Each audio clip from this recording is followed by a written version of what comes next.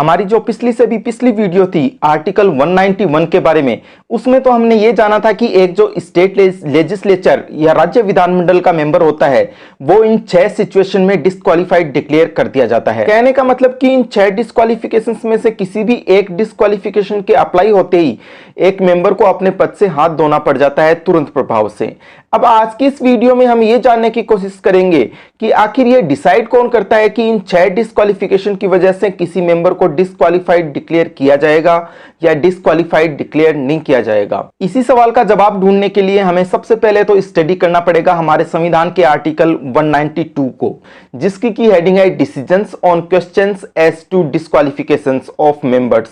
यानी सदस्यों की निर्हताओं या अयोग्यताओं से संबंधित प्रश्नों के बारे में विनिश्चय।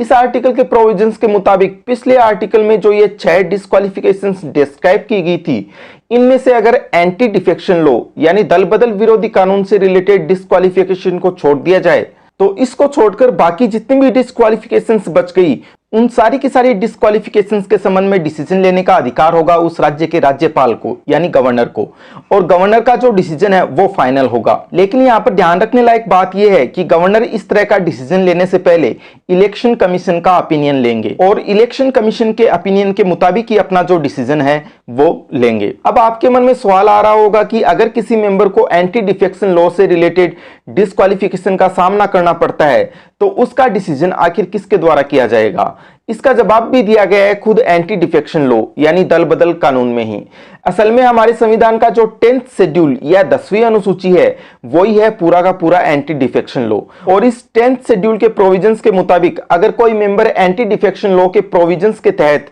किसी डिस्क्वालिफिकेशन का सामना करता है तो उसके संबंध में डिसीजन लेने का अधिकार होगा हाउस का जो प्रेजाइडिंग ऑफिसर है उसको। और ये तो आप जानते ही हैं कि लेजिस्लेटिव असेंबली यानी विधानसभा का जो प्रेजाइडिंग ऑफिसर होता है वह तो होता है स्पीकर यानी अध्यक्ष, जबकि जो लेजिस्लेटिव काउंसिल यानी विधान परिषद होती है उसका जो प्रेजाइडिंग ऑफिसर होता है वो होता है चेयरमैन यानी सभापति। यहां पर यह बात भी आपको ध्यान में रखनी चाहिए कि 1992 में सुप्रीम कोर्ट द्वारा यह हेल्ड किया जा चुका है कि प्रेजाइडिंग ऑफिसर द्वारा एक मेंबर की डिस्क्वालिफिकेशन के संबंध में जो ये डिसीजन लिया जाता है ये पूरी तरह से फाइनल नहीं होगा। क्यों? क्योंकि इसका जो जुडिशियल रिव्यू या न्यायिक समीक्षा का काम है वो किया जा सकेगा कोर्ट के द्वारा।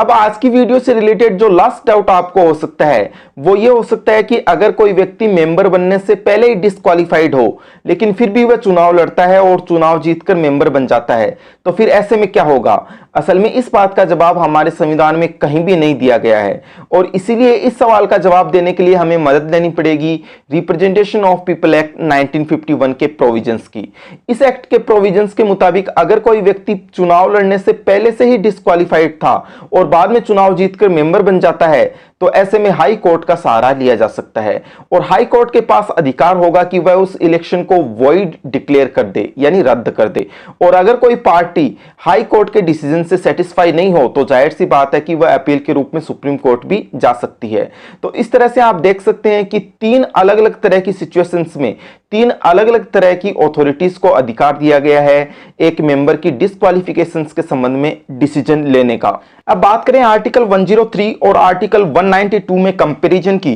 तो ये तो हम जानते हैं कि आर्टिकल 103 भी सेम ही प्रोविजंस वाला आर्टिकल था, लेकिन वहां पर बात हो रही थी मेंबर ऑफ पार्लियामेंट की डिस्क्वालिफिकेशंस के बारे में। तो इस तरह से आर्टिकल 103 में एक छोटा सा डिफरेंस होगा, और वो डिफरेंस ये होगा कि गवर्नर की जगह प्रेसिडेंट वर्ड आ जाएगा और इसके अलावा बाकी सब कुछ वैसे का वैसे ही रहेगा। ठीक है।